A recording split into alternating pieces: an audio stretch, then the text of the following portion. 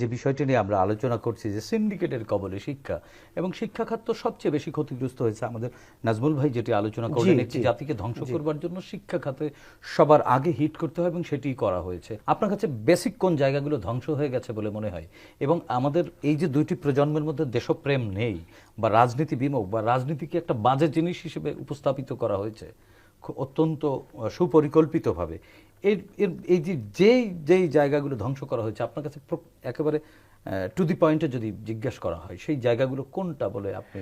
নতুন জেনারেশন যেটা আছে, যেটা আমাদের যে সম্পদ, এরাই তো আমাদের সম্পদ, এদেরকে আসলে রাজনৈতিক বিমুখ করে রাখাটাই উদ্দেশ্য ছিল। কারণ কেন, তারা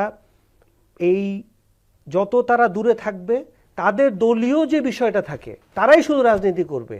আমাদের কোনো রাজনৈতিক চিন্তা ভাবনা, আপনি যদি বেশি শিক্ষিত হয়ে যান তাহলে আপনি তাদের রাজনীতিতে আঘাত হানবেন, আপনি ওপোনেন্ট হয়ে যাবেন, অধিকার নিয়ে প্রশ্ন করা শুরু। আপনি যত বোকা বনে থাকবেন, এই যে আপনি একবার প্রশ্ন করেছেন নাজমুল ভাইকে যে আমাদের দেশে জিজ্ঞেস করে দেখেন কতজন বিদেশি চাকরি করে আজকে।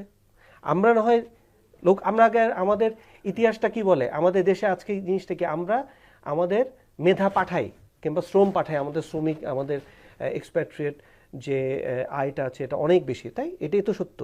কিন্তু আমরাও কিন্তু এমপ্লয়ার হিসেবে কাজ করি। ভারতীয় যে কত কাজ করে গার্মেন্টস সেক্টরে দেখেন, সিনিয়র লেভেলে কেউ করে না। বাঙালিকে জানে না, জানে, কিন্তু তার সংখ্যা অনেক কম। কেন কম?